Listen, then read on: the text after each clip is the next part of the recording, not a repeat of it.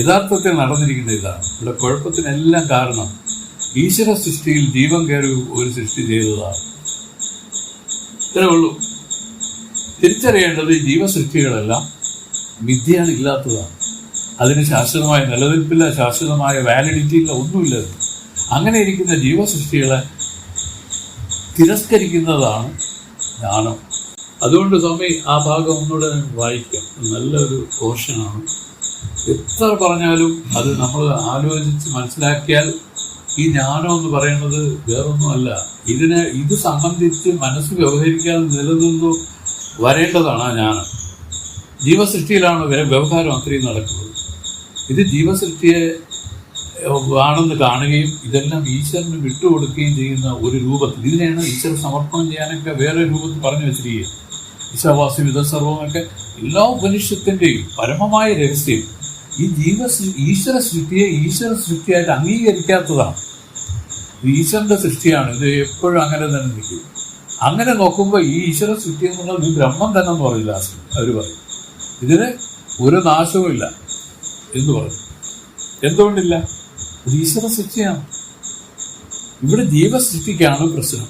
അത് ഒരാളോട് സ്നേഹം ഉണ്ടായി, അത് താൽക്കാലികമാണ്. അത് കുറച്ച് നിന്ന് കുറച്ച് കഴിഞ്ഞ് നശിക്കും. വിരോധം അങ്ങനെ തന്നെ. ഒരു വിരോധം ഉണ്ടായി, കുറച്ചു കാലം നിലനിന്ന് കുറച്ചു കാലം നശിക്കും.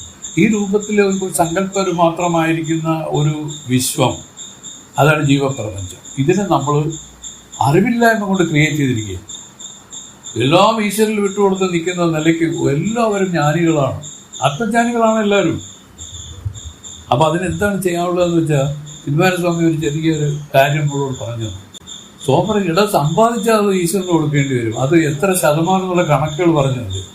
ഭക്തൻ ഇത്ര കൊടുക്കണം, പിന്നെ യോഗി ഇത്ര കൊടുക്കണം, ജ്ഞാനി ഇത്ര കൊടുക്കണം. ജ്ഞാനി കൊടുക്കേണ്ടത് 100% കൊടുക്കണം. അതുകൊണ്ട് സൂത്രം പറഞ്ഞത് അങ്ങനെ സമ്പാദിക്കേണ്ട സംഭവം മനസ്സിലായോ? ഇത് വലിച്ചിട്ടാണ് സ്വാമി പറഞ്ഞത്.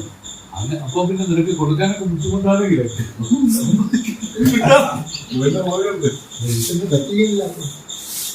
ഇതുപോലെ വലിയ കണക്കാണ്. അപ്പൊ എന്താണ് ഈശ്വര സൃഷ്ടിയിൽ അഭിമാനം വന്നിട്ട് ആണ് ഈ മനസ്സ് വ്യവഹരിച്ച് കർമ്മങ്ങൾ പെരുവി ഈ ശരീര പരിഗ്രഹം ചെയ്ത് ദുഃഖത്തെ അനുഭവിച്ചുകൊണ്ട് നമ്മൾ ഇരിക്കുന്നത്.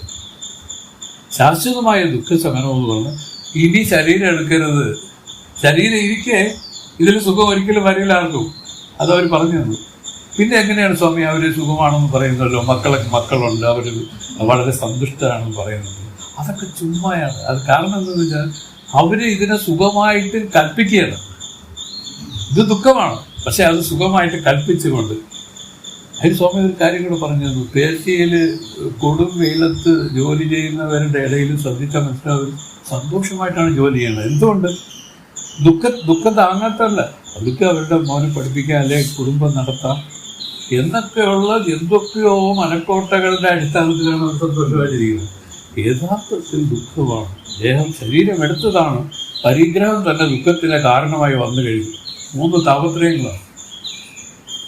അതിൽ ഈ പറഞ്ഞത് ഈ താപത്രയ ദുഃഖത്തിൽ അകപ്പെടാതെ ഒരു ജീവന്മാരുമില്ല. അവര് പിന്നെ എങ്ങനെ അവർ സന്തോഷമായിട്ട് ആനന്ദമായിട്ട് ഇരിക്കുന്നു എന്ന് പറയുന്നില്ല. അർത്ഥം ഒന്നുമില്ല. അത് വെറും വ്യാമോഹം മാത്രമാണ്.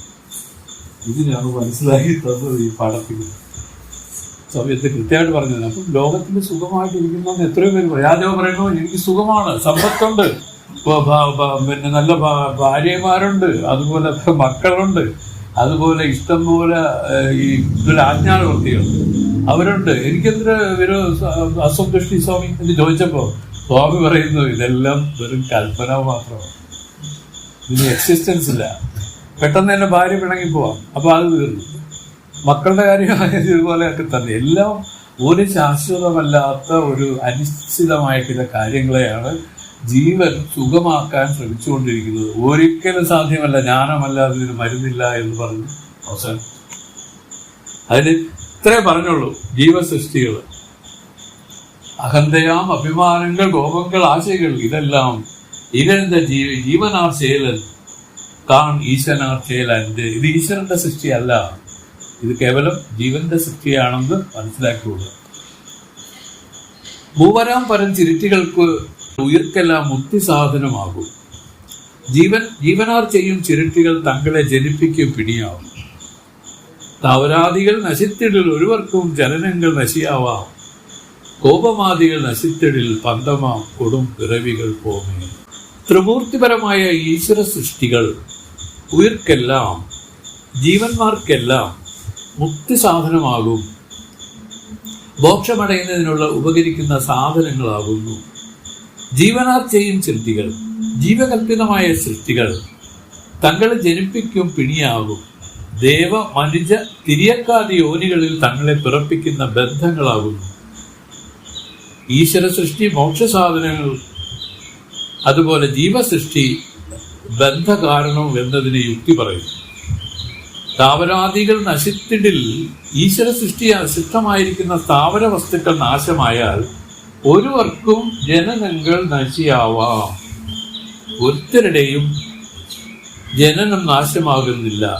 എന്നാൽ കോപമാദികൾ നശിത്തിടിൽ ജീവസൃഷ്ടികളായിരിക്കുന്ന ക്രോധം മുതലായ നാശമായാൽ ബന്ധമാം കൊടും പിറവികൾ പോവും. ബന്ധമാം കൊടും പിറവികൾ എന്നൊക്കെയാണ് സ്വാമി പിന്നീട് വ്യാഖ്യാനിച്ചിരിക്കുന്നത്. കൊടും പിറവി എന്ന് പറയുമ്പോൾ മനസ്സിലായിക്കോളും, മനുഷ്യർ മാത്രമല്ല, ഇതിൽ അനന്ത ജന്മങ്ങൾ എടുത്തു കഴിഞ്ഞിരിക്കുകയാണ് ഓരോരുത്തരും. നമ്മളെല്ലാം അങ്ങനെയെന്നാണ് ഇവർ പറഞ്ഞു വെച്ചിരിക്കുന്നത്.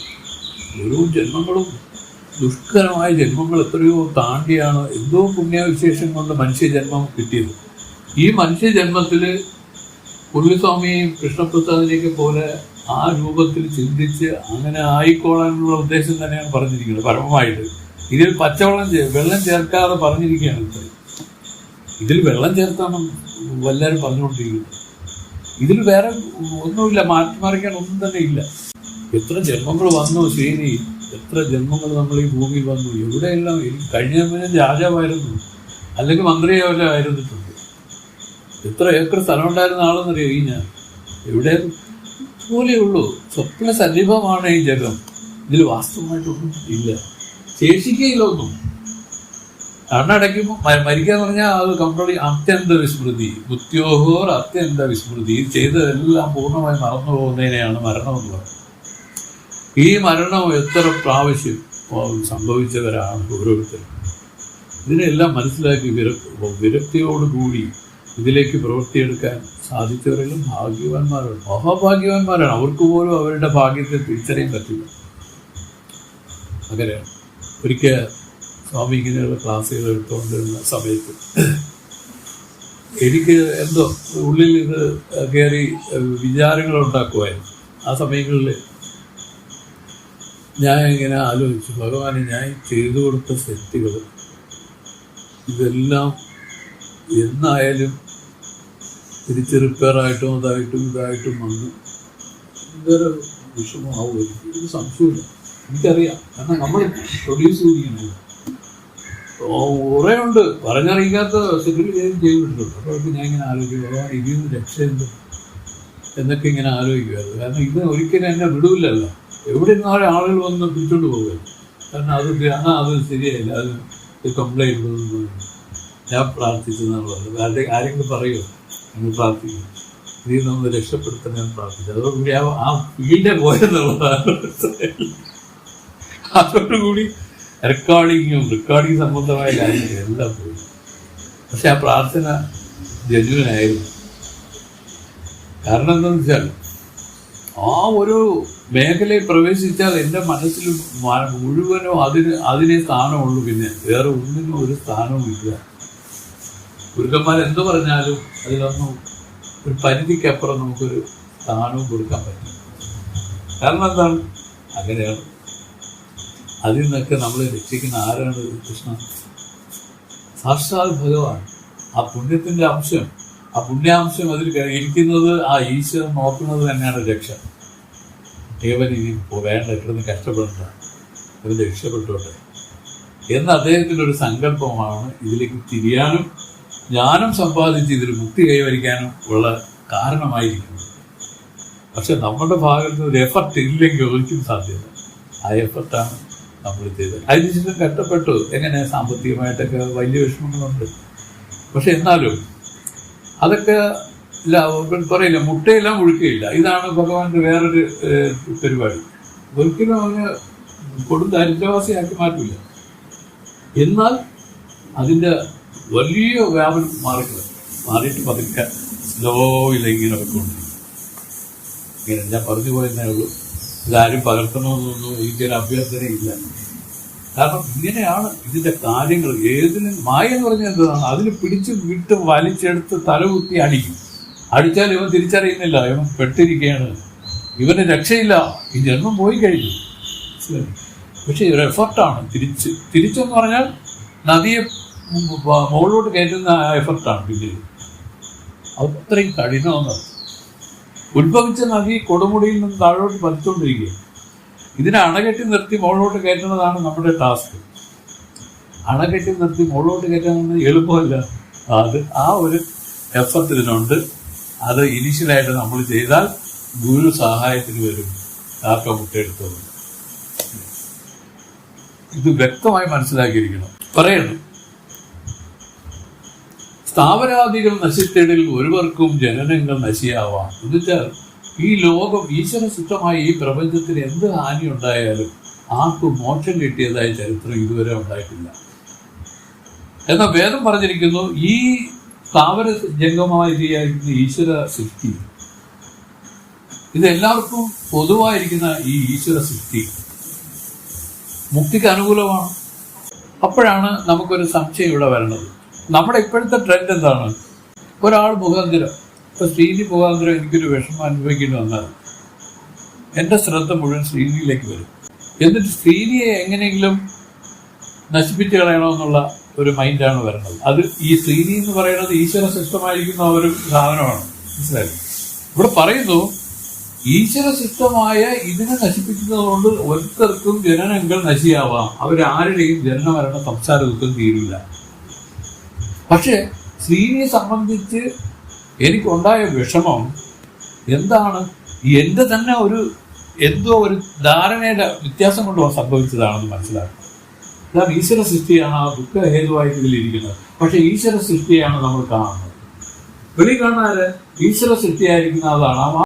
ഇപ്പൊ പറഞ്ഞ ഉദാഹരണത്തിൽ എനിക്ക് എന്ത് ചെയ്യണം? ആ ഈശ്വര സൃഷ്ടമായിരിക്കുന്നതിനെ നശിപ്പിച്ചാൽ ഞാൻ രക്ഷപ്പെടുമെന്നൊരു വിചാരം തെറ്റാണ്.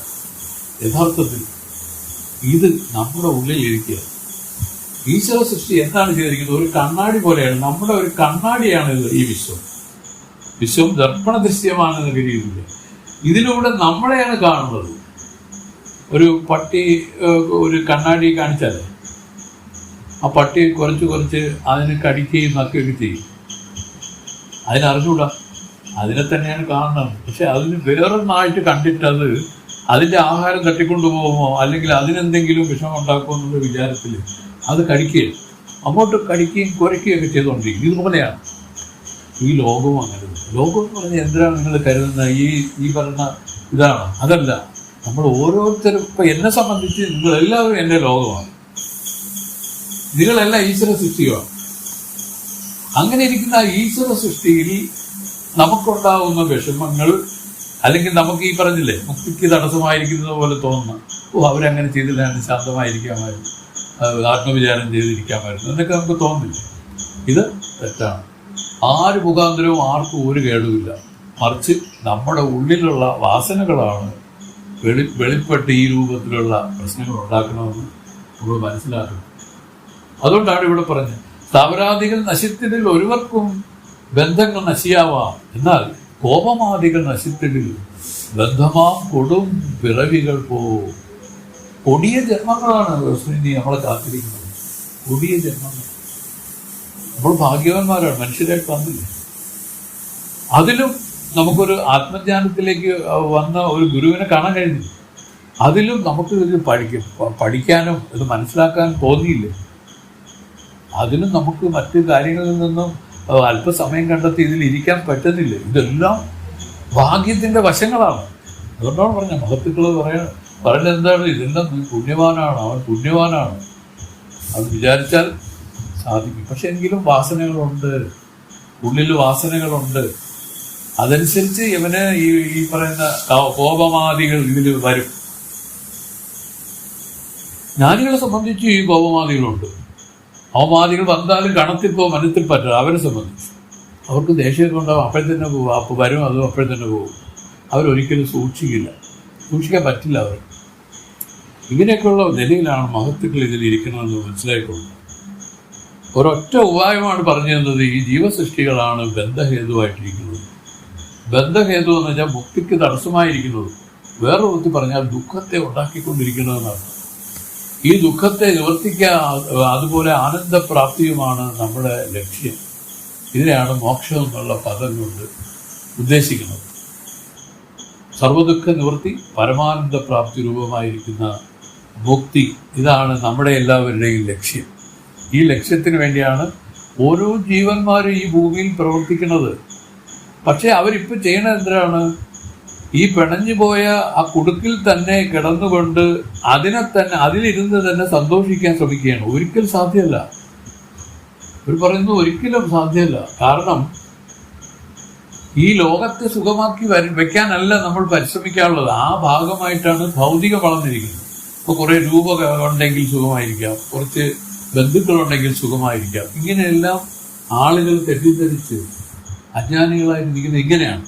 അവർ പറയുന്നു ഇതല്ല, ഇത് ഈ ജനനമരണ സംസാര ദുഃഖം തീരുന്നതിനെയാണ് നമ്മൾ മുക്തിയായിട്ട് പറഞ്ഞത്.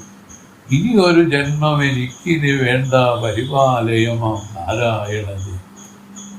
ഭാഗവതം പറഞ്ഞു, ബഹുജന്മാർജിത കർമ്മമശേഷം തിരുമുൾ കാഴ്ച നിനക്കിഹ വച്ചേ, ജനിമരണങ്ങൾ എനിക്കിനി വേണ്ട പരിപാലയം. ഇതൊക്കെ പറഞ്ഞതിൻ്റെയൊക്കെ ആശയം മനസ്സിലാക്കിക്കൊള്ളുക. ഇത് വെറുതെ പറഞ്ഞ ഒരു കാര്യമല്ലല്ലോ, ഒരു പാട്ടല്ലല്ലോ. ഭാഗവതത്തിന്റെ 4 പാദങ്ങളിലായിട്ട് ഭാഗവതം മൊത്തം വ്യാഖ്യാനം ചെയ്തിരിക്കുകയും കാസറ്റ്. ആ 4 പാദം വായിച്ചപ്പോലും ഭാഗവതം മുഴുവൻ വായിക്കുന്നത് എഫക്റ്റ് വരും അല്ലേ? അങ്ങനെയാണ്.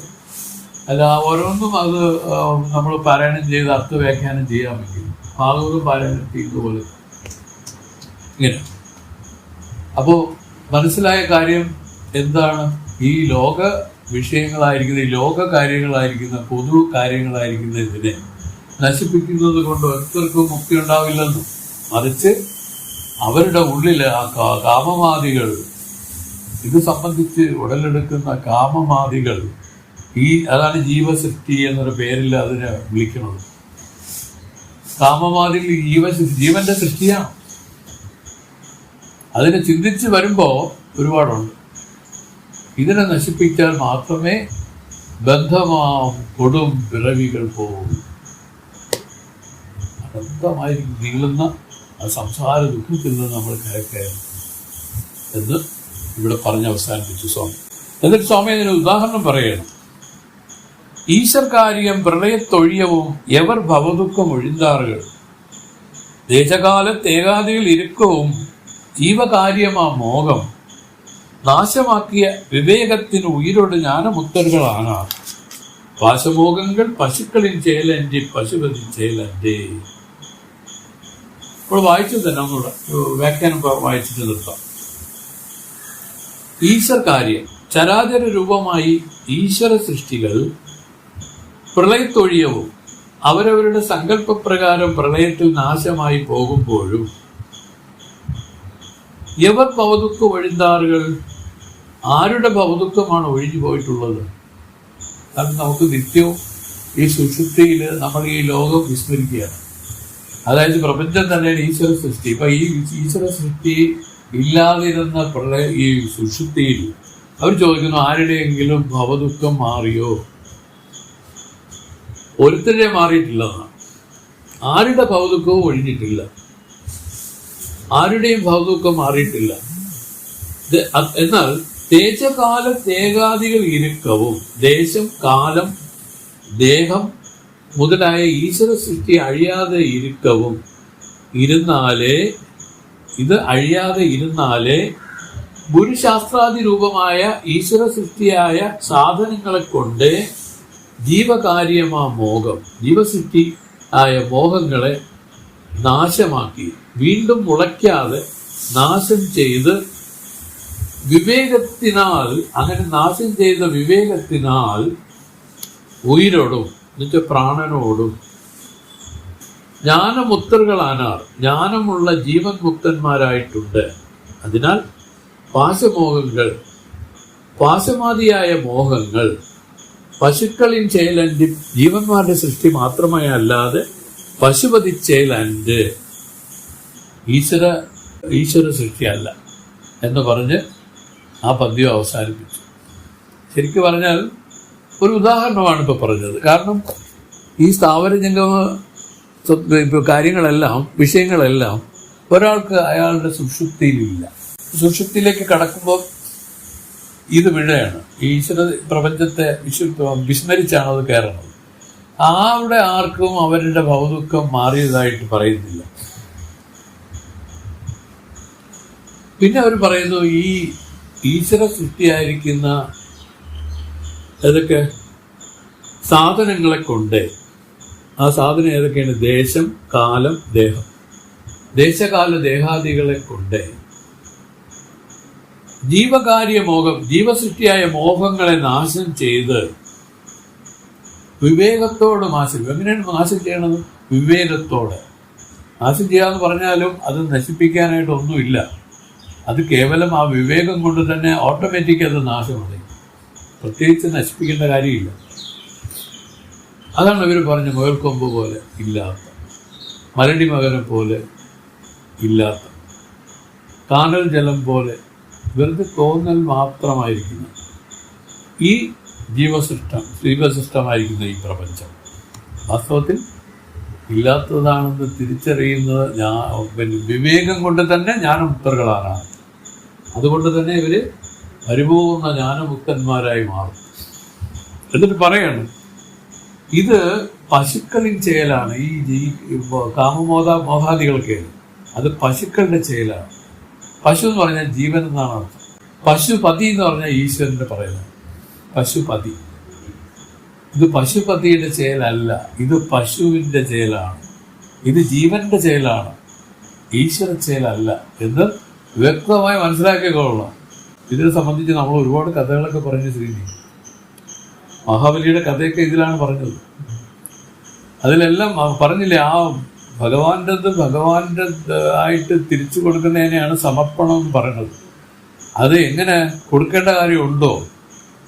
ഇല്ല. തിരിച്ചറിയുന്ന ജ്ഞാനം കൊണ്ടെന്ന് പറയും. ഇതിനെ തിരിച്ചറിയുന്ന വിവേകം കൊണ്ട് തന്നെ ഇത് സംബന്ധിച്ചുള്ള വ്യവഹാരമായിട്ട് മനസ്സ് ശാന്തമായി അഖണ്ഡാകാരമാകും. ഇത് തന്നെയാണ് സമാധി. ഈ സമാധി അനുഭവത്തിലേക്ക് വിഘ്നമായിട്ട് നിർത്തിയിരിക്കുകയാണ് നമ്മൾ. കാരണം എന്താണ്? ഇതിന്റെ തടസ്സം എന്താണ്? ജീവസൃഷ്ടികൾ. ആ ജീവസൃഷ്ടികൾ എന്താണ്? ഈ കാമമോഹാദികൾ. അത് എന്തുകൊണ്ടുണ്ടാവുന്നു? ഈശ്വര സൃഷ്ടിയായിരിക്കുന്ന ഇതിന് അതിൽ ഈ ജീവൻ കയറി സൃഷ്ടി നടത്തി. ഇത് ഈശ്വര സൃഷ്ടിയാണെന്ന് തിരിച്ചറിഞ്ഞ് ഈശാവാസ്യം ഇതം സർവം എന്നൊക്കെ പറഞ്ഞത് അതിന്റെ അർത്ഥം പൂർണ്ണ ഇങ്ങനെയാണ്.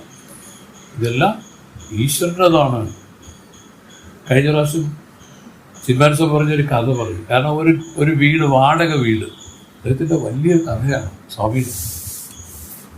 സ്വാമി പറയുന്നു, വാടക വീട്ടിൽ താമസിക്കുക എന്ന് പറഞ്ഞാൽ അവരെ സംബന്ധിച്ച് കരം അടയ്ക്കേണ്ട, വീടിന്റെ ചുറ്റുമുള്ള പുല്ല് കൊത്തി പറിക്കണമെന്നില്ല, കെട്ടിടത്തിന് എന്തെങ്കിലും പെയിന്റ് ഒറ്റ മങ്ങിയ അത് അവരടിച്ചോളും, നമ്മൾ അടിക്കണ്ട, നമ്മൾ കേവലം വാടക മാത്രമേ കൊടുത്താൽ. അങ്ങനെ വാടകയ്ക്ക് താമസിക്കുന്ന രൂപത്തിൽ ആ വീടിനെ നമ്മൾ എങ്ങനെ, ആ വീട് നമ്മൾ ഒരിക്കലും ഹോണ്ട് ചെയ്യുന്നില്ല, അത് സംബന്ധിച്ചുള്ള എല്ലാം ആ മുതലാളി നോക്കിക്കോളും. ആ ധാരണയിൽ നമുക്ക് ഒരു വ്യവഹാരവും ഇല്ലാതെ ജീവിച്ചു പോകുന്ന രൂപത്തിൽ വേണം ഈ ലോകത്ത് ജീവിക്കാൻ. ഈ ലോകം ഒരു വാടക വീടായിട്ട് കണക്കാക്കണമെന്നാണ്. ഒരിക്കലും എൻ്റേതെന്ന് പറയരുത്. ഇതിനൊരു ഉടമസ്ഥനുണ്ട്. ആ ഉടമസ്ഥനെ നമ്മളിപ്പോൾ നേരിട്ട് അറിഞ്ഞുകൂടാന്ന് മാത്രമേ ഉള്ളൂ. ആ ഉടമസ്ഥൻ്റെതാണിത്. പിന്നെ നമ്മൾ സന്യാസിമാരെ പറ്റി പറഞ്ഞു പറയാം. സന്യാസിമാരെന്ന് വെച്ചാൽ ഭാഗ്യമുള്ളവർ, മഹാഭാഗ്യശാലികളെയാണ് സന്യാസിമാരെന്ന് പറയുന്നത്. കാരണം എന്തെങ്കിലും ആവട്ടെ, പക്ഷെ അതിലേക്ക് തിരിഞ്ഞില്ലേ, അതൊരു വലിയ ശ്രേഷ്ഠത തന്നെയാണ്. അപ്പം അദ്ദേഹത്തെ ആ കാലത്തില്ല, നമ്മളെ നാരായണ ഗുരുദേവനൊക്കെ വെള്ളമല്ലാതെ കൊടുത്തിട്ടില്ല.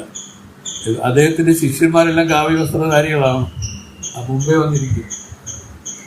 പലരും പറഞ്ഞു, സ്വാമി എല്ലാവരും എന്നെ തിരിച്ചറിയാനെങ്കിലും ആയിട്ട് കാവ്യ കൊടുക്കണമെന്ന് പറയും. സ്വാമി കൂട്ടാക്കിയില്ല. ചിന്മയൻ സ്വാമി വെള്ള വസ്ത്രധാരിയാണ്, കൂട്ടാക്കിയില്ല. വിപ്ലാശാന്ത ഗുരുദേവൻ വളരെ കാലം വെള്ള കൊടുത്തേ നടക്കുള്ളായിരുന്നു. അവസാനം ഗുരുദേവൻ തിരിച്ചറിഞ്ഞു, ഇപ്പോൾ ഒരിക്കലും അദ്ദേഹത്തിന്റെ ഭാവത്തിൽ പറയണം, ശരിയാവില്ല. അങ്ങനെ പ്രാവശ്യം 2 പ്രാവശ്യം വിളിച്ചു. ഓടിച്ചെന്ന് ഇദ്ദേഹമാണ് ഓടിച്ചെന്ന് ഉടുത്തിന് മുണ്ട് വലിച്ച് ഉരിഞ്ഞിട്ടാണ് കെട്ടിക്കൊടുത്തു, ഇങ്ങനെ ചുറ്റിക്കൊടുത്തു. അങ്ങനെ കാവ്യ കൊടുത്ത് എങ്ങനെയെല്ലാം എന്തെല്ലാം രൂപത്തിൽ കാവ്യ കൊടുത്തിരിക്കുന്നു. അപ്പൊ ഇങ്ങനെയാണ്. പക്ഷെ ഞാൻ പറഞ്ഞു തന്ന ഇതാണ്, വെള്ള വസ്ത്രം അത്ര മോശമുള്ളതല്ലെന്ന് പറയുക. നാരായണ ഗുരുദേവനെ എങ്ങനെയാണ് പിന്നെ ഇവര് മാറ്റിയതെന്നറിയാം. ഏറ്റവും വലിയൊരു അത് സുരേഷിന് അറിയാമോ? ഗുരുദേവനെ മാറ്റിയത്, വസ്ത്രം മാറ്റിയത് എന്നറിയാം. ഒരിക്കൽ തമിഴ്നാട്ടില് ഒരു ഫംഗ്ഷൻ, അപ്പൊ അവര് വന്ന് വിളിച്ചു. അപ്പൊ അവര് വന്ന് വിളിച്ചപ്പോ അവര് ബഹുഭൂരിപക്ഷം പേർക്കും ഗുരുദേവന് അത്ര പോലെ പരിചയമില്ല. എങ്ങനെയോ പറഞ്ഞു കേട്ട് വന്നു വലിയ മഹാത്മാവാണെന്ന് പറഞ്ഞ് എടുത്തോണ്ടു. അപ്പൊ അതുപോലെ വെള്ളം ഉണ്ടും ഒക്കെ ഇവിടുത്തെ മൂപ്പരിറങ്ങി. അപ്പൊ കാണാൻ ശിഷ്യന്മാരെല്ലാം കാവ്യൊക്കെ ഇട്ട് മാലകളും 2-3 ഒക്കെ എടുത്തിട്ട് അങ്ങനെ ഇറങ്ങിയിരിക്കുകയാണ് എല്ലാവരും.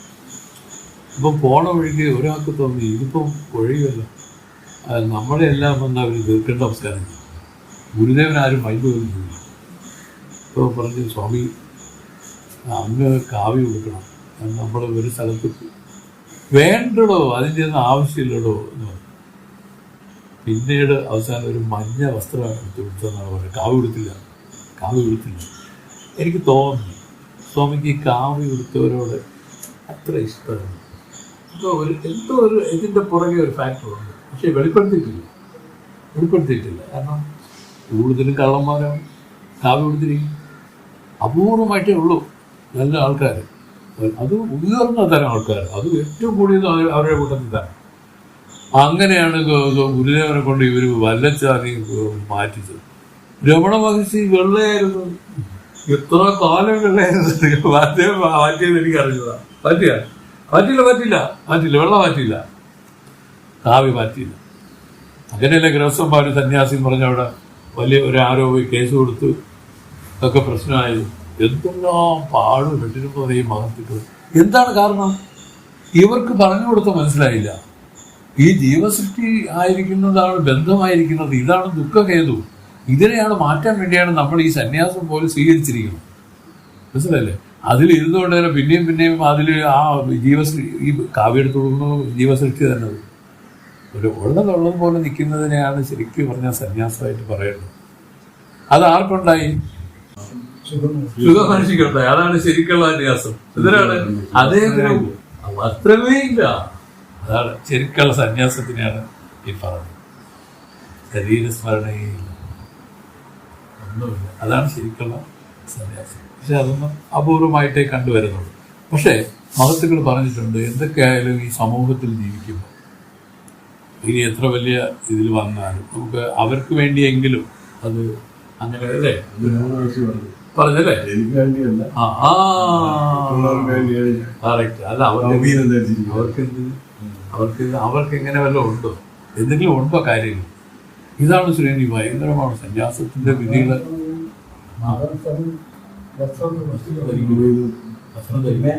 പറഞ്ഞിട്ടാണ് ഞാൻ ഇവിടെ പെണ്ണുങ്ങളൊക്കെ വരെയല്ലേ സ്വാമി പലരും വരണം. അപ്പൊ പിന്നെ സ്വാമിക്ക് കുഴപ്പമില്ല, പക്ഷെ അവർക്കതൊരു വ്യവഹാരം അവര് അങ്ങനെയൊക്കെ അവർ ലോകത്തിന്റെ ഇതിനു വേണ്ടി അവർ ചെയ്തതാണ്. അല്ലാതെ അവർക്കൊന്നുമില്ല. ദേഹാഭിമാനം പോയി സ്ത്രീന്റെ അടുത്താണ് പറയുന്നത്. ഇതൊക്കെ ഇതുപോലെ പൊടിക്കൊക്കെ ഇരിക്കുന്നതുകൊണ്ടാണ് നമ്മളെല്ലാം ഇങ്ങനെയൊക്കെ ഇരിക്കുന്നത്. മനസ്സിലായില്ലേ? ഇത് പോയി കഴിഞ്ഞാൽ എല്ലാം പോയി. മനസ്സിലായില്ലേ? അപ്പോൾ ഇതുപോലുള്ള അപൂർവമായ ഒരു സന്യാസ വഴികളാണ് നമ്മളിൽ ഇരിക്കുന്നത്. ഇതിൻ്റെ കാരണം മെയിനായിട്ടാണ് ഈ പറഞ്ഞു വെച്ചത്. എല്ലാം ആ ഈ ജീവസൃഷ്ടിയാണ് ഉണ്ടാക്കിയിരിക്കുന്നത്. ഈ ജീവസൃഷ്ടിയുടെ നാശം, ഇതിനെയാണ് അഹങ്കാര നാശം എന്ന് പറയുന്നത്. ഇതിനെ തന്നെയാണ് ആത്മജ്ഞാനം അല്ലെങ്കിൽ പരമപദം, മുക്തി എന്നൊക്കെ പറയും. അങ്ങനെ ആ മുക്തി അനുഭവിച്ച, മുക്തിസുഖം അനുഭവിച്ചവരാണ് നമ്മുടെ പൂർവാചാര്യന്മാരെല്ലാം. അവര് പറഞ്ഞില്ലേ, അവർ പ്രാണനോടും കൂടി എന്ന് പറഞ്ഞാൽ അവർ ശരീരം പോയതിന് ശേഷമല്ല അവർക്ക് ജ്ഞാനം ഉണ്ടായത്. ശരീരം ഇരിക്കെ തന്നെ അശരീരമായിരുന്നു അവർ, ശരീരമില്ലാത്തവരായിരുന്നു. ശരീരമാണല്ലോ ഈ ലോക വിഷയങ്ങളായിട്ട് ബന്ധപ്പെടുന്ന ഒരു ഉപാധി. ഈ ശരീരം തോന്നിയാലേ മറ്റു ശരീരങ്ങൾ തോന്നുള്ളതാണ്. ഇപ്പൊ ഞാൻ എൻ്റെ ഈ ശരീരത്തെ കണ്ടാലേ അന്യമായിരിക്കുന്ന ഈ ശരീരങ്ങളെ എനിക്ക് കാണാൻ സാധിക്കും. അപ്പൊ ആദ്യം ഈ ലോകത്തിനെ കാണണമെങ്കിൽ ഞാൻ ഈ ശരീരത്തെ ഞാനാണെന്നുള്ള ആ ഒരു അജ്ഞാനം ഇതിൽ വരണം. എങ്കിൽ മാത്രമേ ഈ ലോകം ഞാനാണെന്നുള്ള നിലയിലേക്ക് വരുള്ളൂ. ലോകം എന്ന് വെച്ചാൽ മറ്റ് അന്യമായിട്ട് ഈ ലോകം തോന്നുള്ളൂ. എന്താ, ഞാനായിട്ടല്ല, അന്യമായി ഈ ലോകം തോന്നുള്ളൂ. ഇങ്ങനെയാണ് ഇത് പതുക്കെ വികസിക്കുന്നത്. ഇതാണ് ബീജം. അതിൽ നിന്നാണ് 2 ഇല വന്നു, ഒരു പൂ വന്നു, ഒരു കാ വന്നു, ഒരു ഫലം വന്നു എന്ന് പറയും പോലെയാണ് ഓരോ കാര്യങ്ങളും ഇതിൽ വന്നുകൊണ്ടിരിക്കുന്നത്. മനസ്സിലായില്ലേ? ദ്വൈതം. 2 ഇല വന്നു വെച്ചാൽ 2 ദ്വൈതമായെന്നർത്ഥം. അദ്വൈതമായിരുന്ന അതിനു മുമ്പ്, സൃഷ്ടിക്ക് മുമ്പ് അദ്വൈതമായിരുന്ന ബ്രഹ്മം, അതിൽ ഈ പറഞ്ഞ കണക്ക് ഇതെല്ലാം സംഭവിച്ചതിന് കാരണം ചിന്തിച്ചിട്ട് അവർ പറഞ്ഞു ഇത് വ്യവസ്ഥമായിട്ടാണ് ഇതിൽ സംഭവിച്ചത്. ഇത് ഒരിക്കലും വാസ്തവമല്ല. അത് എന്തുകൊണ്ടാണ് വാസ്തവമല്ലെന്ന് പറഞ്ഞിട്ട് യുക്തി പറഞ്ഞു എന്ന് ചോദിച്ചാൽ, വാസ്തവമായിരുന്നെങ്കിൽ ഇത് ജാഗ്രതത്തിലും സ്വപ്നത്തിലും സുഷുപ്തിയിലും ഒരുപോലെ ഇരിക്കുമായിരുന്നു. പക്ഷെ ജാഗ്രത കാണുന്നത് സ്വപ്നത്തിലില്ല, സ്വപ്നത്തിലും കാണുന്നത് സുഷുപ്തിയിലും ഇല്ല. അങ്ങനെ ഈ 3 അവസ്ഥകളിലും ഇങ്ങനെ മാറി മാറി നിൽക്കുന്നത് കൊണ്ട് ഇത് ശാശ്വതമല്ലെന്നും അതുകൊണ്ട് തന്നെ ഇത് മിഥ്യയെന്നും അവർ പറഞ്ഞു. മിഥ്യ എന്ന് പറഞ്ഞതിന് കാരണം തീരെ ഇല്ലാത്തതുകൊണ്ടല്ല, സ്ഥിരമല്ല. ഏതൊന്നും ശാശ്വതമല്ലയോ അത് മിഥ്യ എന്നൊരു പദത്തിലാണ് ഉപയോഗിക്കുന്നത്. ഇല്ല എന്നല്ല പറയുന്നത്. മിഥ്യ ഉണ്ട്, പക്ഷേ അതിനൊരു നിലനിൽപ്പില്ല. അനന്ത ജഡ ദുഃഖ രൂപമായിട്ടാണ് ഈ പ്രപഞ്ചം ഇതിലിരിക്കുന്നത്. പ്രപഞ്ചം എന്ന് ഉദ്ദേശിക്കുന്നത് ഇവിടെ തിരിച്ച് ചിന്തിച്ചോളണം, തൻ്റെ ഈ ജീവശിഷ്ടമായിരിക്കുന്ന പ്രപഞ്ചത്തെയാണ് പറഞ്ഞത്. ഇതുവരെ നമ്മൾ വെളിയിൽ നോക്കിക്കൊണ്ടാണ് സംസാരിച്ചത്. അല്ല, അത് ഈശ്വര സൃഷ്ടിയാണെന്നും അത് വാസ്തവത്തിൽ ബ്രഹ്മം തന്നെയെന്നുമാണ് അടിയുറച്ച തീരുമാനം ഇതിൽ. പക്ഷെ അത് ഈശ്വര പ്രളയത്തിൽ അതില്ലാതാവും, അത് ശരി തന്നെ. ഇത് ജീവപ്രളയത്തിൽ ദിവസവും ഇല്ലാതായിക്കൊണ്ടിരിക്കുകയാണ്. ഇപ്പൊ ഇത് ദിവസവും ഇങ്ങനെ സംഭവിക്കുന്നതുകൊണ്ട് ഇത് ഉണ്ടാവുന്നു, നിലനിൽക്കുന്നു, കുറച്ച് നേരം നിലനിൽക്കുന്നു, നശിക്കുന്നു. ഈ രൂപത്തിലാണ് നമ്മൾ പറഞ്ഞത് ഇതെല്ലാം വിദ്യയാണെന്നും ഇല്ലാത്തതാണെന്നൊക്കെ പറഞ്ഞത്. ഇനി ഈശ്വര ജീവന്മാരെ തിരിച്ചറിയാൻ വേണ്ടി വലിയൊരു ദൃഷ്ടാന്തം, ഒരു പക്ഷിയുടെ രൂപത്തിൽ ഒരു ദൃഷ്ടാന്തത്തെ ഇവിടെ പറഞ്ഞു. കഴിഞ്ഞ പ്രാവശ്യം വായിച്ചു, ഒന്നുകൂടെ ഞാൻ റിവിഷൻ ചെയ്യണം. ആ പദ്യം ഇതാണ്: അച്ചുവത്വം എന്നൊരു മരം,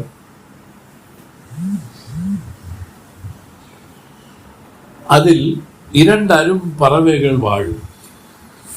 നച്ചുമങ്കൊരു പറവൈ അമ്മരക്കനി നന്ദന തിന്നും. വെച്ചുമങ്കൊരു പറവൈ തിങ്കാതന വിഴുങ്ങിയ പൊരുളാക വെച്ച് മാമரை ജീവനെ ഈശനെ വകുത്തവാർ അറിവായേ. ഇതിനെ വെച്ചുകൊണ്ട് മാമரை എന്ന് വെച്ചാൽ വേദങ്ങൾ ഈശ്വരനെയും ജീവനെയും പിരിച്ചു കാണിച്ചിരിക്കുക.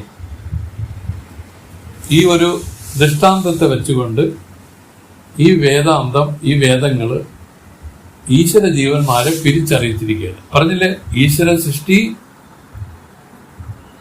ഇതൊരു മുക്തി കാരണമായിരിക്കുന്നു, ജീവസൃഷ്ടി ബന്ധകാരണമായിരിക്കുന്നു. ബന്ധകാരണമായിരിക്കുന്നത് ജീവസൃഷ്ടിയാണ്, മുക്തി കാരണമായിട്ടിരിക്കുന്നത് ഈശ്വര സൃഷ്ടിയാണ്. ഇതിന് ആ 2 പക്ഷികളെ വെച്ചുകൊണ്ട് ഈ വേദങ്ങൾ നമുക്ക് ഈ ഈശ്വര ജീവന്മാരെ പിരിച്ചറിയിക്കുകയാണ്. അതൊന്നും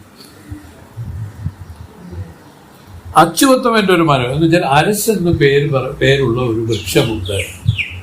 ആ വൃക്ഷത്തിൽ 2 അരും പറവകൾ വാഴും, 2 അപൂർവ പക്ഷികൾ ആശ്രയിച്ചിരിക്കും.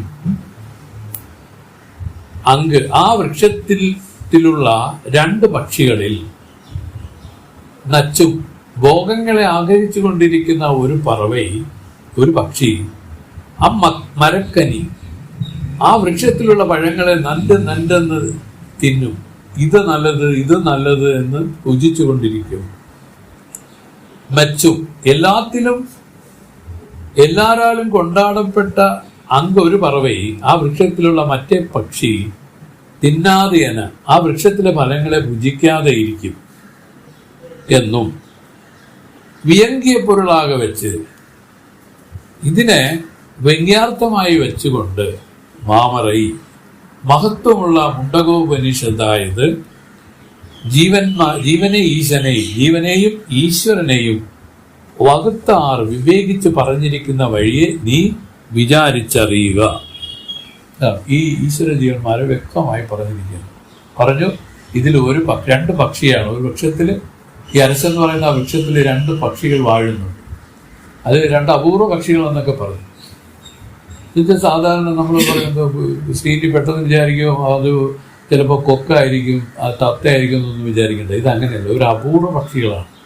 നമ്മൾ ഇതുവരെ കണ്ടിട്ടില്ലാത്ത 2 പക്ഷികളാണ്. അതിന് പേര് നാമമൊന്നുമില്ല. പക്ഷെ ആ പക്ഷികളിൽ ഒരു പക്ഷി എന്താണ് ചെയ്യുന്നത്? മരക്കനി നണ്ടെനത്തിൽ ഇപ്പോൾ കുറച്ച് നേരം ഒന്നിനെ കടിച്ച് തിന്നിട്ട് അത് തള്ളിക്കളഞ്ഞിട്ട് വേറൊന്നിലേക്ക് പോകും. അപ്പോൾ ഇത് നണ്ടെന്ന് വെച്ചാൽ ഒന്ന് കഴിച്ചിട്ട് അത് കൊള്ളുമെന്ന് പറഞ്ഞ് തള്ളിക്കളയും. അടുത്തതിനെ കഴിക്കാനായിട്ട് അപ്പുറത്തോട്ട് പോകും. ഇങ്ങനെ ഒരു വ്യവഹാരത്തെ ചെയ്തുകൊണ്ട് ഒരു പക്ഷി അതിലിരിക്കുകയാണ്. ഇനി ഒരു വിശിഷ്ടമായ ഒരു പക്ഷി ഇതിൻ്റെ മുകളിലിരിക്കുക. ആ മുകളിലിരിക്കുന്ന പക്ഷി എന്താണ് ചെയ്യുന്നത്? ഈ താഴെ ഇരുന്ന് ഈ ഭോഗങ്ങളെ ഭുജിക്കുന്ന പക്ഷിയെ നോക്കിക്കൊണ്ട് ഒന്നും ഭുജിക്കാതിരിക്കും. അതിന് ഈ പറഞ്ഞ ഒന്നും ഭക്ഷിക്കില്ല. അത് കേവലം ഇതിനെ ഉറ്റു നോക്കിക്കൊണ്ടിരിക്കുന്ന ഒരു പ്രകൃതം മാത്രമേ അതിനുള്ളൂ. ഇതാണ് 2 പക്ഷികൾ. ഇതിൽ ഒന്ന് അവർ പറയുന്നു, ഇതാണ് ഒന്ന് ജീവനെ പറഞ്ഞാണ്. ജീവൻ എന്ന് പറയുന്നത് തൊങ്കിളി എന്നാണ്. തൊങ്കിളി, തക്കിളി എന്ന് പറയും. നമ്മൾ പിന്നീട് പറയുന്നത്. ഈ തൊങ്കിളി എന്ന് പറയുന്നത് ജീവൻ. ഈ ജീവനാണ് ഇതിലിരുന്ന് ഓരോ കമ്പിലിരുന്നും അപ്പുറത്തെ കമ്പിലോട്ട് ചാടി ഈ മരക്കനി നണ്ടെന തിങ്കും, ഇതിനെ ഇങ്ങനെ കൊള്ളാം, ഇത് കൊള്ളാം, അത് കൊള്ളാം എന്ന് പറഞ്ഞ് ഭുജിച്ചുകൊണ്ടേയിരിക്കും. ഭോഗങ്ങൾ ഭുജിച്ചുകൊണ്ടേയിരിക്കും. ഇതാണ് ജീവച്ഛേദ്. അത് ഈശ്വരൻ എന്ത് ചെയ്യുന്നു വെച്ചാൽ, ഈശ്വരൻ ആ പക്ഷി എന്താണ് ചെയ്യുന്നത്? ഈ താഴെ ഇരുന്ന് ഭോഗങ്ങൾ ഭുജിക്കുന്ന പക്ഷിയെ നോക്കിക്കൊണ്ട് ഇങ്ങനെ ഇരിക്കും. നമ്മൾ പറയും സാക്ഷിയായിട്ടിരിക്കുമെന്ന്. ഈ ജീവന് സാക്ഷ്യമാക്തിരമായി നിൽക്കും. ഇതൊക്കെ ഇതിൽ തന്നെ കൈവല്യത്തിൽ അത് പറഞ്ഞു പോകുന്നു. ഇത് രണ്ടും നമ്മുടെ ഉള്ളിലെ അനുഭവമാണ് പറഞ്ഞു. വലിയ ഒരു കാര്യമല്ല പറഞ്ഞു. അപ്പൊ നമുക്കറിയാം, തൊങ്കിളിയെ നമുക്കറിയാം. അതായത് ഈ ഭോഗങ്ങൾ ഭുജിച്ചുകൊണ്ടിരിക്കുന്ന പക്ഷിയെ നമുക്കറിയാം. പക്ഷേ ഇതിനെ ഉറ്റുനോക്കിക്കൊണ്ട് സാക്ഷിരൂപമായിരിക്കുന്ന പക്ഷിയെ നമുക്ക് തിരിച്ചറിയാൻ ഇതുവരെ കഴിഞ്ഞിട്ടില്ല. അത് കഴിയുന്ന സമയമാണ് ജ്ഞാനമുണ്ടായി എന്നൊക്കെ പറയുന്നത്. വിവേകമുണ്ടായി. അവൻ എന്തായാലും അവന്റെ ഉദ്യമത്തിൽ അവൻ വിജയിച്ചു എന്നൊക്കെ പറയുന്നത് ഇതിനെയാണ്. പക്ഷെ ചിന്മയാനന്ദ സ്വാമി പറയുന്നത് പ്രകടമായിട്ട് അതാണ് ഉള്ളത് എപ്പോഴും. ഇതും അതുമായിട്ടുള്ള വ്യത്യാസം. ഇതിന് മാറ്റമുണ്ട്. ഇത് ചിലപ്പോൾ ഉണ്ടാവാം, ഇല്ലാതാവാം, കുറച്ചു നേരം നിലനിൽക്കാം, നശിക്കാം. ഇത് മായ കാര്യമാണ്. മറ്റതങ്ങനെയല്ല. ഇതിനെ ഉറ്റുനോക്കിക്കൊണ്ടിരിക്കുന്ന പക്ഷിക്ക് ഒരിക്കലും ഒരു നാശവും സംഭവിക്കുന്നില്ല. ഇത് അങ്ങനെ തന്നെ ഇരിക്കുകയാണ്. ഒരു ചിന്മയാനന്ദ പറയുന്ന ജാഗ്രതത്തിലും സ്വപ്നത്തിലും സുഷുപ്തിയിലും ഇത് സാക്ഷിയായിട്ടിരിക്കുകയാണ്. ജാഗ്രത അവസ്ഥയ്ക്ക് സാക്ഷിയാണ്. അതാണ് അവസ്ഥാത്രയ സാക്ഷി എന്ന് പറയുന്നത്. ഇതിന്റെ പേര് അവസ്ഥാത്രയ സാക്ഷിത്വം. ജാഗ്രത അവസ്ഥയിലും ഇത് സാക്ഷിയാണ്. ജീവൻ ഭോഗങ്ങൾ ഭുജിച്ചുകൊണ്ടിരിക്കുന്നതിനെ ഉറ്റുനോക്കിക്കൊണ്ട് അതിൽ ചേരാതെ, അതിലൊന്നും ഭുജിക്കാതെ അങ്ങനെ നിൽക്കും. രണ്ടാമത് സ്വപ്നദശ. സ്വപ്നദശയിൽ ഈ ജീവൻ തന്നെ സങ്കല്പിച്ചുണ്ടാക്കിയ ഓരോ സുഖങ്ങളെയും ദുഃഖങ്ങളെയും അനുഭവിക്കുന്നതിന് സാക്ഷിയായിട്ട് അത് നിൽക്കും അവിടെ. സുഷുപ്തിയിൽ ഇതിന്റെ എല്ലാത്തിൻ്റെയും അസ്തമയം അത് തന്നെ. വേണമെങ്കിൽ പറയാം, ഒരു ശൂന്യത്തിന് സാക്ഷിയായിട്ട് നിൽക്കും. അവിടെ ഒന്നുമില്ല. ഒന്നും അറിയുന്നില്ല എന്ന് പറഞ്ഞാൽ എന്തത്? മുമ്പ് അറിഞ്ഞ പോലെ ഒന്നും അവിടെ ഇല്ല. മുമ്പ് അറിഞ്ഞതൊക്കെ ആ അവസ്ഥകൾക്ക് മാത്രം ആയിരുന്നു. ഇപ്പൊ വന്നിരിക്കുന്ന അവസ്ഥ ഏതാണ്ട് പാരമാർത്ഥിക നിലയാണത്. ഏറെക്കുറെ സുഷുപ്തി എന്ന പാരമാർത്ഥിക നിലയ്ക്ക് സമാനമാണ്. അതുകൊണ്ടാണ് ആ ജീവന്റെ പേര് പാരമാർത്ഥികം എന്നാണ്. സുഷുപ്തിയെ അഭിമാനിക്കുന്നത്. മനസ്സിലാക്കാനുള്ള ഇതാണ്. അവിടെ ഒന്നും ഇല്ലാത്തത് കൊണ്ടാണ് ഒന്നും അറിയുന്നില്ല എന്ന് പറഞ്ഞത്. അവിടെയും ആ ജീവൻ ഒന്നും അറിയുന്നില്ല എന്ന് ഇരിക്കുന്നതിന് സാക്ഷിയായിട്ടത് നിൽക്കുകയാണ്. ഇങ്ങനെ 3 അവസ്ഥകളിൽ മാറാതെ ഈ സാക്ഷി രൂപം ചെയ്തിരിക്കുന്നതിന് ഈ ലക്ഷണാവൃത്തിയിൽ അറിഞ്ഞുകൊള്ളാനുള്ളത്. നേരിട്ടറിയാം. നേരിട്ടറിഞ്ഞാൽ നമ്മൾ ഇപ്പൊ അറിയും പോലെ. അതാണ് സാമാന്യമായ അറിവ്. ഈ സാമാന്യ അറിവ് എല്ലാവർക്കും ഉണ്ട്. അത് ജ്ഞാനത്തിന് ഹേതുവല്ല. സാമാന്യ ജ്ഞാനം അജ്ഞാനത്തിന് തഴപ്പിക്കുന്ന സാധനമാണ്. അതില്ലേ സ്വരൂപജ്ഞാനമെന്നും വൃത്തിജ്ഞാനമെന്നും ജ്യോതിജ്ഞാനം ഇരണ്ടാം. സ്വരൂപജ്ഞാനമേ വൃത്തി ജ്ഞാനമായി തോന്നും വേരിലെ മൈന്ദ. അല്ല, സ്വരൂപജ്ഞാനത്തിൽ മരവും അജ്ഞാനത്തെ ചുടും വൃത്തിജ്ഞാനം. ആ വൃത്തിജ്ഞാനമാണ് ഇതിൽ വരാനുള്ളത്. അതിനെന്തുവാണ് സുരേഷ്? ഈ സാമാന്യമായി ഇരിക്കുന്നതിനെ വിശേഷമാക്കണം. അതിനെന്ത് ചെയ്യണം? ഈ നേതി നിരന്തരം ചെയ്ത് അതിന്റെ അവധിയിൽ ഇരുന്ന് അതായിക്കോളും. അത് വരും. അതാണ് സമാധി. സമാധി അനുഭവം ഇതിൽ കൊണ്ടുവരണം. സാമാന്യമായിട്ട് എല്ലാവർക്കും അറിയാം. ഇപ്പൊ ഞാൻ പറഞ്ഞില്ലേ, തീരുമാന സ്വാമി പറഞ്ഞതാണ് ഞാൻ പറഞ്ഞത്. സ്വാമി പറഞ്ഞ് ഇത് എല്ലാവർക്കും ഇല്ലാതെ പോയതല്ല. സാമാന്യമായിട്ട് അത് ആ സാക്ഷി ഇതിൽ പ്രകാശിച്ചുകൊണ്ടിരിക്കുന്നതുകൊണ്ടാണ് ഞാനെന്നൊരാൾ പറഞ്ഞത് തന്നെ. ഞാനെന്ന് പറഞ്ഞത് സുരേഷ് എവിടെ തൊട്ടാണ് ആലോചിച്ച് നോക്കുന്നു. ഏതോ ഒരു സ്വാമി പറഞ്ഞിട്ട് ഈ കൈ തൊട്ടാണോ പറഞ്ഞല്ല, തലയിൽ തൊട്ടാണോ ഞാനെന്ന് പറഞ്ഞില്ല. ചിലരിങ്ങനെ ഇവിടെ തൊടാറുണ്ട്. എങ്കിലും സ്വാമി പറയണു അതും ഒരു അനുഭവമാണ്. ഒരു ഹൃദയത്തിൽ പിന്നെ ഈ പറയുന്ന വലതുവശത്തല്ലേ, വലതുവശത്ത് അത് രണ്ടാം കുള്ളത്തില് അവിടെ ഒരു അനുഭവമുണ്ട്. അതാണ് ഒരു അനുഭവം. അവിടെ തൊട്ട് പറയണം. പക്ഷെ യഥാർത്ഥത്തിൽ ഈ ജ്ഞാനെന്ന് പറയുന്നത് സർവത്ര വ്യാപകമായിരിക്കും. അതാണ് സത്യം. അപ്പൊ അതുകൊണ്ട് അവർ ഞാനെന്ന് ഉപേക്ഷിച്ച് നാമെന്ന് പറയാൻ തുടങ്ങി. പിന്നീട് ശരിക്കും പറഞ്ഞാൽ സാമാന്യമായിട്ട് ആ ജ്ഞാനം പ്രകാശിക്കുന്നു എന്ന് പറയുന്നതിന്റെ കാരണം ഞാനെന്ന് പറയുന്നതിൽ ആർക്കും ഒരു ബുദ്ധിമുട്ടുമില്ല. ആർക്കും അതിലൊരു സംശയവും ഇല്ല. ഞാനെന്ന് എഴുന്ന പിന്നെ എല്ലാം വീഴും. ഞാനെന്ന് പറയാതെ ഒന്നും പറയുന്നില്ല. ഈ ഞാൻ ആര് എന്നറിയാൻ അത് നോക്കുന്നില്ല. അതുകൊണ്ട് രമണ ഭഗവാൻ ഇത്രയേ ഉള്ളൂ, ഈ ഞാൻ ആരാണെന്ന് അന്വേഷിക്കുക. ഇത്ര പറഞ്ഞു. അതിനെ അന്വേഷിക്കുന്നതിനെ പറഞ്ഞാൽ അതിനെ എന്താ പറയും, അതിന് വിസ്തരിച്ചറിയണം. സാമാന്യമായല്ല, വിശേഷമായി അറിയണം. വിശേഷമായി ഈ ഞാനെ അറിഞ്ഞാൽ ഈ ആത്മജ്ഞാനം ഇതിൽ കൈവരും. വിശേഷമായി അറിയുന്നതിനാണ് അവർ തത്വമസി ഉപദേശം ചെയ്യുന്നത്. തത്വമസിയിൽ അതിൻ്റെ ഇതിൽ പറയുന്നെങ്കിലാണ് ആ 9 ലക്ഷ്യമായി വന്നാൽ ആ കൂടസ്ഥാനുഭവം. അതാണ് ഈ പറഞ്ഞ ജീവൻ മുക്തി എന്ന് പറയുന്നത്. 9 ലക്ഷ്യമായി വരണം. അതിന് ആ നേതി പ്രക്രിയ പറഞ്ഞു. ജീവന്റെ ഉപാധികളെ നേതി ചെയ്തു. ഉപാധി മാത്രമല്ല, 5 കോശങ്ങൾ, 3 അവസ്ഥ, ഇതിനെല്ലാം നേതി ചെയ്ത് അതിന്റെ അവധിയിൽ അങ്ങനെ നിൽക്കുന്നവരുന്നില്ല. അത് സുരേഷ് ഈ പറയുന്ന കണക്ക് വലിയ ബാലികറ മലയൊന്നും. നമുക്ക് ലോക വിഷയങ്ങളിലുള്ള ആഗ്രഹം കുറഞ്ഞു വരുന്നവരെ സംബന്ധിച്ച് ഇതൊരു നിസ്സാര കാര്യമാണ്. വലിയ പാടൊന്നുമില്ല. അവർ ചുമ്മാ ഇരുന്നത്. പക്ഷെ അവർക്ക് ഈ ഇതിന്റെ ആ ഉത്കണ്ഠ, ഇതിനോടൊരു ഒരു എന്താ പറയും, ഒരു ഇഷ്ടം, താല്പര്യം ഇല്ലാത്തതുകൊണ്ട് ഉറങ്ങിപ്പോണതാണ്. ആ ഉറങ്ങുന്ന ഭാഗത്ത് നിഷേധിച്ച് കുറച്ച് സമയം ഇതിലോട്ട് പിടിച്ച് നിർത്താമെങ്കിൽ തീർച്ചയായിട്ടും അവർക്ക് ഈ ആത്മാനുഭവം ഉണ്ടാകും. ഉറങ്ങിപ്പോണ ഈ ലോകം വിസ്മരിക്കപ്പെട്ട് കഴിഞ്ഞാൽ, അതായത് വിഷയങ്ങൾ വിട്ടാൽ, അത് നമ്മൾ ശീലിച്ചു വെച്ചിരിക്കണം ഉറക്കം. എന്നുവെച്ചാൽ കംപ്ലീറ്റ് ആ പ്രജ്ഞയില്ലാതെ നമ്മൾ ഉറങ്ങിക്കണം. അവിടെയും ഒരല്പം ഒന്ന് പിടിച്ച് നിർത്തി ആ ഗുരുവാക്യങ്ങളെ ഒന്ന് ശ്രദ്ധിച്ച് ആ ഒരു വിചാരം ഉണ്ടായി വരികയാണെങ്കിൽ പതുക്കെ ഈ ഇതിൻ്റെ ആ വസ്തുനിഷ്ഠമായിട്ട് ഇത് പോകും. അതാണ് അഖണ്ഡാകാര വൃത്തി എന്നൊക്കെ പറയുന്നത്. മനസ്സ് അഖണ്ഡാകാരമായി. മനസ്സ് ഇപ്പം എങ്ങനെ വെച്ചാൽ രജോഗുണത്തിൽ പ്രവർത്തിച്ച് പിന്നീട് അത് വിടുന്ന തമോഗുണത്തിലേക്ക്. ഇവിടെ അങ്ങനെയല്ല ചെയ്യാം. രജോഗുണത്തിൽ പ്രവർത്തിച്ച് അത് വിടുന്ന സത്വഗുണത്തിലേക്ക് കൊണ്ടുവരും. സത്വഗുണം എന്ന് പറയുന്നത് വിദ്യയാണ്. അത് തന്നെയാണ് നമുക്ക് ഈ പറയുന്ന അഖണ്ഡാകാര വൃത്തി. 2-3 തരത്തിലാണ് വിദ്യയെ നമ്മൾ പ്രകാശിക്കുന്നത്. ഇവിടെ വേണമെങ്കിൽ തത്വവിചാരം, ശാസ്ത്രവിചാരം. ആ ഉറക്കത്തിനെ കെടുത്തണം കേട്ടോ. ആദ്യം വരുന്ന ഉറങ്ങാൻ വിടുക.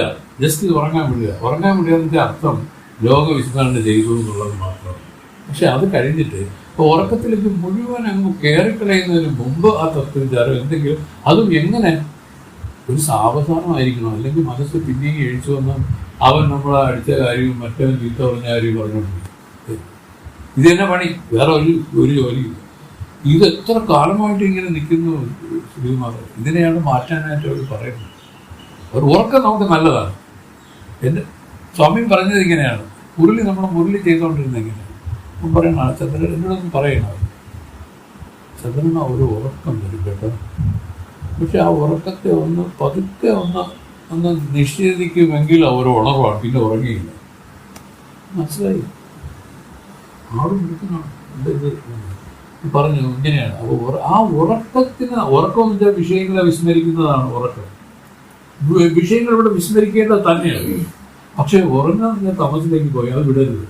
അതിനെ പതുക്കെ വീണ്ടും എന്തെങ്കിലും ഒരു സൂത്രത്തിൽ ഇതിലോട്ട് പിടിച്ച് കയറ്റി സ്വപ്നം നിന്ന് കൊടുത്താൽ ഈ പറയുന്ന സമാധി കൂടിയിലുണ്ട്. ഇങ്ങനെ ഉണ്ടാക്കി, അതാണ് സൂത്രം. ഇതൊരു സൂത്രമാണ് സുരേഷ്. ബ്രഹ്മസൂത്രം എന്നല്ലേ പറയുന്നത്. സൂത്രങ്ങളാണ്, പല സൂത്രങ്ങൾ അഭ്യസിച്ച് നമ്മൾ വെക്കണം. ഇത് ഡയറക്റ്റ് പറ്റില്ല. അതിന് പറഞ്ഞ ഒരു ഉപായത്തിലാണ്. കൃഷ്ണൻ ഇങ്ങനെയാണ് ഈ വെണ്ണ കവർന്നിരുന്നത്, ആരും അറിയാതെ, ഒരു മനുഷ്യനും അറിയാതെ എന്ന് പറഞ്ഞാൽ അർത്ഥം മനസ്സ് തിരിച്ചു വരരുത്. മനസ്സാണ് ഇതിൽ അറിയാൻ പാടില്ലാത്തത് നിൽക്കേണ്ടത്. അറിവും മനസ്സും രണ്ടാണ്. ശ്രദ്ധിച്ചാൽ മനസ്സിലാവും. അറിവിന് വികാരങ്ങളില്ല, മനസ്സ് വികാരപ്പെടും. മനസ്സ് ഒരു അറിവ് തന്നെ. പക്ഷെ ആ ശുദ്ധമായ അറിവെന്ന് പറയുമ്പോൾ ഈ പറയുന്ന രൂപത്തിൽ നിർവികാര രൂപമായിട്ടിരിക്കാൻ അത് വാസ്തവത്തിൽ ബ്രഹ്മം തന്നെ. അപ്പോൾ ആ നിലയിലൊക്കെ നമ്മൾ ധാരണ ചെയ്യുകയും അതിലോട്ട് ഇങ്ങനെ ശ്രുതിവാക്യങ്ങളെയും ഗുരുക്കന്മാരെയും എപ്പോഴും സ്മരിക്കുകയും ഒക്കെ ചെയ്ത് പോണവർക്ക് ഇത് വളരെ കരുതലാമലകം പോലെ ഒന്നായിട്ടാണ് വേദം പറഞ്ഞിരിക്കുന്നത്. വലിയ പാടൊന്നുമില്ല. എല്ലാവരും നല്ല ഭക്തിയുള്ള ആൾക്കാരാണ് നമ്മൾ ആശ്രമത്തിൽ വന്നു ചേർന്നിരിക്കുന്നത് എല്ലാവരും. എന്നാലും ചില തടസ്സങ്ങളുണ്ട്. അതിനുമൊക്കെ കാലം കൊണ്ടുമൊക്കെ കുറച്ചൊക്കെ മാറി വരും. അല്ലെങ്കിൽ ഞാൻ പ്രാർത്ഥിച്ചെനക്ക് പ്രാർത്ഥിക്കേണ്ടി വരും. അങ്ങനെയൊക്കെ ചെയ്യും. പക്ഷെ ജീവിക്കണ്ടേ? നമുക്ക് പേടിയാണ്. ജീവന് ജീവിക്കും, പേടിയാണ്. ആ പേടിയെ പോയാലേ പറ്റുള്ളൂ. മഹാബലിനെ മൊത്തം പിടിച്ചാൽ ചെയ്യും. ആരെ രാമനെ മൊത്തം. അപ്പൊ പറഞ്ഞ് എല്ലാം കൂടെ 2 അടി കൊണ്ട് എല്ലാം അളന്നെടുത്തെന്ന് പറഞ്ഞു. എന്നിട്ടും മൂപ്പര് കൊടുക്കണില്ല. മൂന്നാമത്തത് മുതൽ കൊടുക്കണില്ല. മുതൽ പിടിച്ചു വെച്ചിട്ടാണ് എല്ലാം ചെയ്തിരിക്കുന്നത്. കാലിങ്ങനെ പൊക്കി എടുത്ത് എവിടെ വെക്കട്ടെന്ന് ചോദിച്ചു. അടുത്ത് അപ്പോഴും കുനിഞ്ഞു എന്ന് പറഞ്ഞാൽ ആ അഹങ്കാരത്തെയും കൊടുത്തു. കുനിഞ്ഞു അല്ലേ? കുനിയാന്ന് പറഞ്ഞാൽ അത് മുതൽ കൊടുത്തു. മുതൽ കൊടുത്തപ്പോൾ പിന്നെ കുനിയാതെങ്ങനെ പറ്റും? അങ്ങനെയാണ് ലാസ്റ്റില് ആത്മജ്ഞാനിയായി മാറിയാല് മഹാബലി. ശുക്രാചാര്യർക്ക് പോലും അത് മനസ്സിലായില്ല. ശുക്രാചാര്യ പറയും കൊടുക്കല്ലേ നീ മണ്ടത്തരോട് കാണിക്കുന്നത്. ഇതാണ് ബുദ്ധി. നമ്മുടെ ബുദ്ധിയാണെങ്കിൽ ശുക്രാചാര്യൻ കൊടുക്കൽ പറയുന്നു ചെയ്യല്ലേ, അർത്ഥവും. ആ ബുദ്ധി തന്നെ ഭാര്യയായിട്ടും മക്കളായിട്ടും കുറെ സ്നേഹിതന്മാരായിട്ട് നിൽക്കും. അല്ലേ സുരേഷ്? ആ ബുദ്ധി തന്നെ നമുക്ക് ആ ബുദ്ധി പ്രയോഗിക്കില്ലെങ്കിലും അടുത്ത് നിന്ന് പറഞ്ഞോ ആചാരം ചെയ്യുന്നത്. അപ്പുറത്ത് നിന്ന് മറ്റേ സ്നേഹിതം പറഞ്ഞു മണ്ടത്തരം ചെയ്യല്ലേ.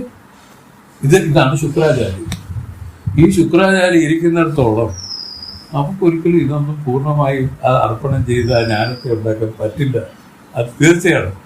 ഇതിനെ അതിക്രമിക്കുന്ന ഒരു സ്വഭാവം ചിലരിൽ കാണുന്നതിനെയാണ് കാണിച്ചിരിക്കുന്നത്. മഹാബലി തുടങ്ങിയ ആൾക്കാർ കുറെ പേരുണ്ടല്ലോ. വേദം പറഞ്ഞിരിക്കുന്നു, പല ആളുകളുടെ പേരും പറഞ്ഞിട്ടുണ്ട്. എല്ലാം മനസ്സിലാക്കുക, സന്തോഷമായിട്ട് ആനന്ദമായിട്ട് ജീവിതം കൊണ്ടുപോകുന്നതിന് പഠിക്കുന്നതാണ് ഇത്. ഈ പഠനം എന്തിനാണ്? ആനന്ദവാഴ്ത്തിക്കാൻ. ആനന്ദവാഴ്ത്തിക്ക് വേണ്ടത് എന്തിനാണ്? ഈ ലോകവിഷയങ്ങളല്ല, തന്റെ ഉള്ളിലുള്ള ആനന്ദരൂപമായിരിക്കുന്ന ഭഗവാന് ദർശിക്കണം. അങ്ങനെയാണ് ആനന്ദത്തിൽ കൈവരുന്നത്. അല്ലാതെ ഒരിക്കലും വേറെ ഒന്നിലും ആനന്ദമില്ല, എല്ലാം ദുഃഖം തന്നെ. ശ്രീകുമാറിന്റെ പാട്ട് എന്ത് രസം. യേശുദാസ് പോലും തോറ്റു പോകും. അടുത്തുണ്ടെ പറയും നിങ്ങളെ പാട്ട് എന്തിനത് ഒരുപാട് ചെയ്യുന്നു കേട്ടോ. അതിനിടയ്ക്കൊക്കെ ശ്രുതി ഒരുപാട് പ്രാവശ്യം പോയി. ഇങ്ങനെ പല രൂപത്തിൽ കേട്ട് ചോദിക്കാൻ പറ്റുമോ ആർക്കെങ്കിലും? സ്ഥിരമായിട്ട് ആരെങ്കിലും ഒന്ന് തന്നെ പറയൂ? ഒരിക്കലുമില്ല. ഈ ലോകം പഴിപ്പാർ, ഉലകം പഴിപ്പാർ. മൊത്തത്തിൽ ശ്രുതി പറഞ്ഞു. ഇനി ശ്രീരാമനെ വരെ പഴിച്ചിരിക്കും. എന്തെല്ലാം വരെ പറഞ്ഞിരിക്കും. അദ്ദേഹമാണെങ്കിൽ ഭയങ്കര സമ്മിഷ്ടനാണ്. എല്ലാവരുടെ ക്ഷേമം അന്വേഷിക്കാൻ വേണ്ടി പ്രസിദ്ധ വേഷത്തിൽ പോയി ഓരോരുത്തരുടെ വീടുകളുടെ പുറകെയൊക്കെ നിൽക്കുകയും മനസ്സിലായി തന്നെ പറ്റി പറയണത്. ഓൻ വലിയ എല്ലാം ചെയ്യുന്ന ആളാണെന്ന് കേൾക്കാനാണ് പോണത്. പറയണത് എന്തിനാണ്? പക്ഷെ അവൻ ചെയ്തത് അവന് വരുന്നൊക്കെ ആയി. രാജാവിന് മുമ്പ് ഇങ്ങനെ നിൽക്കുന്ന ആളുകളാണ്. സീതയെ കൊണ്ടുപോയി ഇവിടെ അവിടെ കൊണ്ട് രാവണൻ കൊണ്ട് പിന്നെ പിടിച്ചോണ്ട് വന്നത് ശരിയായി. ശരിക്കും പറഞ്ഞാൽ അത് കൊള്ളൂല. അത് ഇയാളൊരു ഒരു ശ്രീലമ്പടനാണ്. എന്ത് പറഞ്ഞൂടാ, വായി നാക്കല്ലേ കിടക്കുന്നു. എല്ലില്ലാത്ത നാക്കൊണ്ട് എന്തൊക്കെ പറയുവാണ്.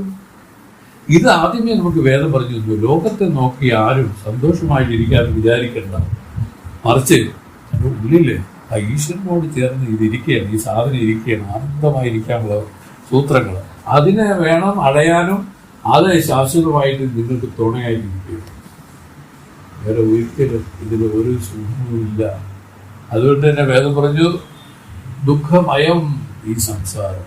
ശങ്കരഭഗവത്പാദനത്തിന് പറഞ്ഞു ഒടുവിൽ ജന്മദുഃഖം, ജരാദുഃഖം, ജായാദുഃഖം, പുനഃപുന സംസാര സാഗരം ദുഃഖം, തസ്മാ ജാഗ്രത ജാഗ്രത. അതിനോട് പോയി സുഖമായിട്ടിരിക്കുന്ന വിധത്തിൽ ഭാര്യയെ സുഖിപ്പിക്കാൻ വേണ്ടി കുറേയൊക്കെ സാരിയോ ഇതൊക്കെ വാങ്ങിച്ചു കൊടുത്ത് അവളെ എന്ത് നല്ലത് പറയുന്നത് വിചാരിക്കാൻ മണ്ടത്തരം. മക്കൾക്ക് ആ സ്വത്ത് ഇടാൻ നിനക്ക് ആ ഫ്രണ്ടിൽ കിടക്കുന്ന നിനക്ക് തന്നെ തരാം. അവനും 2 ദിവസം കേൾക്കും, 3-ന്റെ അന്ന് അച്ഛനും ചേരുന്നത് ശരിയായില്ല എന്ന് പറഞ്ഞിട്ടുള്ളൂ. ഏത് കൊടുത്ത് ഇവരുടെ എല്ലാം പ്രീതി വായിച്ച് നമ്മൾ സന്തോഷിക്കാൻ വിചാരിക്കും? പറ്റുമോ? സാധ്യമല്ല ശ്രീനി. അത് ഈശ്വരൻ വെച്ചിരിക്കുന്നതാണ്. ഇങ്ങനെ ഈ ലോക വിഷയങ്ങളിൽ സന്തോഷമായിരിക്കാൻ ആർക്കും കൊടുത്തിട്ടില്ല അനുമതി. എന്തെങ്കിലും ആപ്പ് കയറ്റിക്കൊണ്ടിരിക്കും. ഇതാണ് ഭഗവാന്റെ വേല. അത് തിരിച്ചറിഞ്ഞുകൊണ്ട് തന്നിലേക്ക് തിരിഞ്ഞ് നിത്യമായിരിക്കുന്ന ആ മുക്തി സുഖത്തെ അറിഞ്ഞ് ജീവിതം ഈ ശരീരം പോകണം. അതുവരയ്ക്കും നമ്മൾ ഇതിൽ പ്രവർത്തിക്കും. ഇതാണ് ഞാൻ സ്വാമി പറഞ്ഞിരിക്കുന്നത്. ഈ പക്ഷിയെ വെച്ചുകൊണ്ട് മനസ്സിലായിക്കൂടെ 2 പക്ഷികളാണ്. ഈ ഒരു പക്ഷി ഈ സാമാന്യമായിട്ട് നമുക്ക് എല്ലാവർക്കും അറിയാവുന്ന പക്ഷിയാണ്. പക്ഷെ സാമാന്യമായി അറിയുന്നത് കൊണ്ട് അജ്ഞാനം കൂടുകയുള്ളൂ, കുറയില്ല. വിശേഷമായി അതിനെ അറിയണമെങ്കിൽ എന്ത് വേണം? നമ്മുടെ ഈ ലോക വിഷയങ്ങളെ നല്ല വിവേകത്തോടുകൂടി കണ്ട് ഇതിനെ നേരിയതിരിക്കണം. ഇതിനെല്ലാം മനസ്സിൽ പറ്റാതെ ഇതെല്ലാം കേവലം നമുക്ക് മുക്തിക്ക് തടസ്സമാണെന്ന് കരുതി നമ്മൾ വന്നിരിക്കുന്ന ലക്ഷ്യം ഇന്നതാണെന്ന് ഊഹിച്ചുകൊണ്ട് എപ്പോഴും ജാഗ്രതയോടുകൂടി നിലനിന്നാൽ മഹത്തുക്കൾ പറയുന്നു. പതുക്കെ ഈ പറഞ്ഞില്ലേ, ഇത് ഓപ്പൺ ഷട്ടായി കിടക്കുകയാണ്. ഈ ദ്വാരം മോക്ഷദ്വാരം എന്നാണ് പറഞ്ഞത്. ഇത് അറിഞ്ഞിരിക്കണം, അത് പതുക്കെ തുറക്കേണ്ടത്, പ്രവേശിക്കാം. അതെങ്ങനെ? പ്രാണനോടും കൂടി എന്നാണ് ഇവിടെ സ്വാമി പറഞ്ഞിരിക്കുന്നത്. ജീവിച്ചിരിക്കുമ്പോൾ തന്നെ പ്രവേശിക്കാം, മരിച്ചതിന് ശേഷമുള്ളതല്ല എന്ന് പറഞ്ഞ് ഇവിടെ അവസാനിപ്പിച്ചു. ജന്മങ്ങളാണ്ടമയ്യനെ ഉപദേശിക്കവേ ഗുരുവേ പോറ്റി ഉയവേ മുക്തി നൽകുമോ വിനായ ചെയ്യുമാരോഗ്യം കാണേ.